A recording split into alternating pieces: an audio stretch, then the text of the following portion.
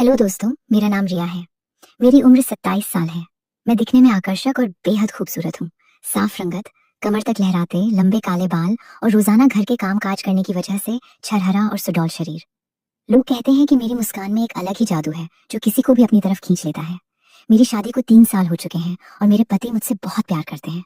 वो बिल्कुल मेरे दीवाने हैं। ससुराल में भी सब मुझसे काफी प्यार से पेश आते हैं, लेकिन मेरे देवर रोहन की नजरें मुझ पर कुछ अलग ही रहती हैं। वो 21 साल का है, कॉलेज के फाइनल ईयर में पढ़ता है और दिखने में काफी स्मार्ट और हैंडसम है। हमारा घर काफी बड़ा है, पर परिवार छोटा सा ही है। घर में मेरे सास, ससुर, पति, मैं और रोहन रहते हैं। मेरे पति एक मल्टीनेशनल कंपनी में हैं, इसलिए काम के सिलसिले में अक्सर शहर से बाहर ही रहते हैं और हफ्ते में मुश्किल से 2 दिन घर आ पाते हैं। सास ससुर का ज्यादातर वक्त अपने पैतृक गांव में ही बीतता है।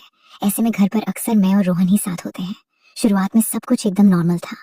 रोहन मुझे भाभी कहकर सम्मान देता था और मैं भी उसे छोटे भाई की तरह मानती थी, लेकिन धीरे धीरे उसका तरीका बदलने लगा। एक दिन सुबह की बात है, मैं रसोई में नाश्ते के लिए पराठे बना रही थी। मेरे हाथ आटे से सने थे और मेरा दुपट्टा थोड़ा सा खिसक कर साइड में हो गया था। तभी रोहन कॉलेज जाने के लिए तैयार होकर किचन में पानी पीने आया। उसने मुझे देखा और मुस्कुराते हुए बोला कि भाभी आपके हाथ कितने सॉफ्ट हैं, सुबह से इतना काम करने के बाद भी एकदम मक्खन जैसे। मैं थोड़ा हंस दी और बोली कि अरे रोहन, रोज बेलन चलाने वाले हाथ सॉफ्ट कैसे हो सकते हैं। उसने शरारत भरी नजरों से देखा और बोला कि भाभी जो चीज जितनी ज्यादा निखरी होती है, उसे जितना संभालो वो उतनी ही मुलायम लगती है, जैसे आपके बने पराठे। मैं उसकी बात का मतलब तुरंत समझ गई, लेकिन मैंने हंसी में बात टाल दी। पर मन ही मन सोच रही थी कि इस लड़के की हिम्मत तो देखो। उसकी नजरें सीधे मेरे दुपट्टे से खिसके हिस्से पर टिकी थीं। फिर भी मैंने कुछ नहीं कहा और चुपचाप काम करती रही।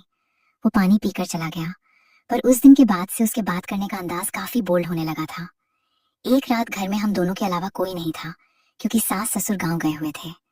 रोहन अचानक मेरे बेडरूम के दरवाजे पर आया और बोला कि भाभी क्या मैं आपके लैपटॉप से अपना एक असाइनमेंट मेल कर सकता हूँ। मेरा फोन बंद हो गया है। उस वक्त मैं बेड पर लेटी हुई थी। मैंने एक हल्की पारदर्शी नाइट गाउन पहन रखी थी और किसी से फोन पर बात कर रही थी। उसे अचानक सामने देखकर मैं घबरा गई। मुझे डर लगा कि कहीं उसने मेरी बातें सुन तो नहीं ली।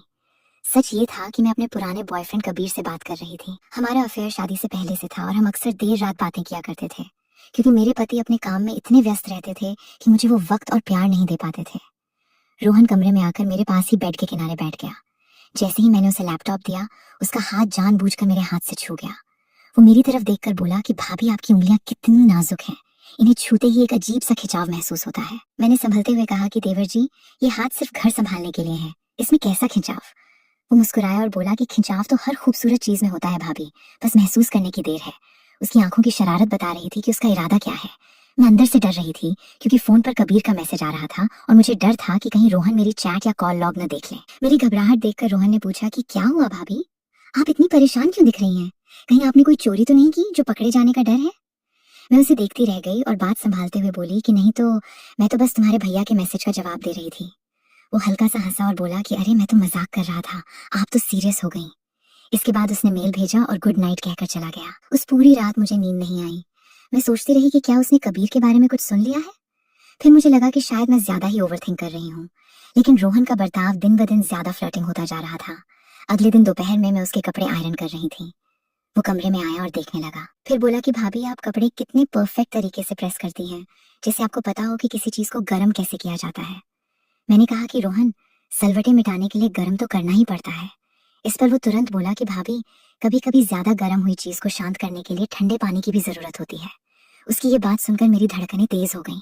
मुझे समझ आ गया कि ये लड़का अब हद पार कर रहा है। उसे कॉलेज जाने में देर हो रही थी, इसलिए मैंने जल्दी से उसकी शर्ट दी।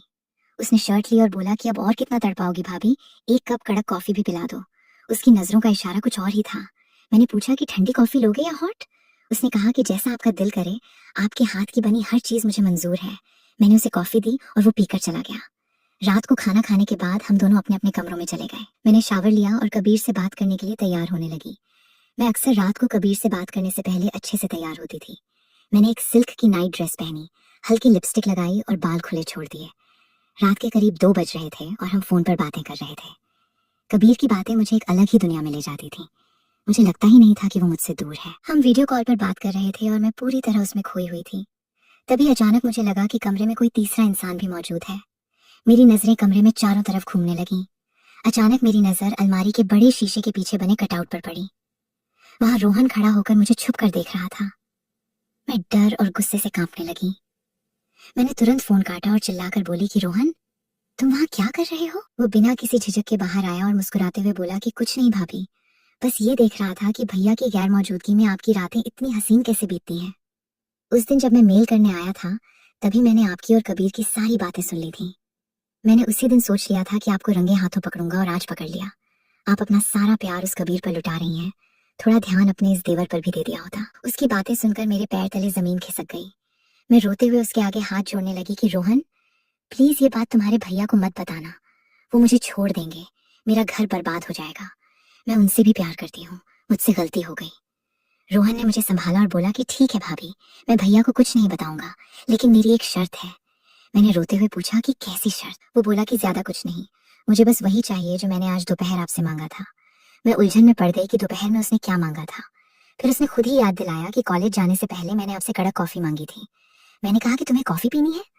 उसने हंसते हुए कहा कि हाँ, कॉफी पीनी है और तब तक पीनी है जब तक मेरा मन पूरी तरह से भर न जाए। मैं एक ऐसी कश्मकश में फंस चुकी थी जहां से निकलने का कोई रास्ता नहीं था। अगर मैं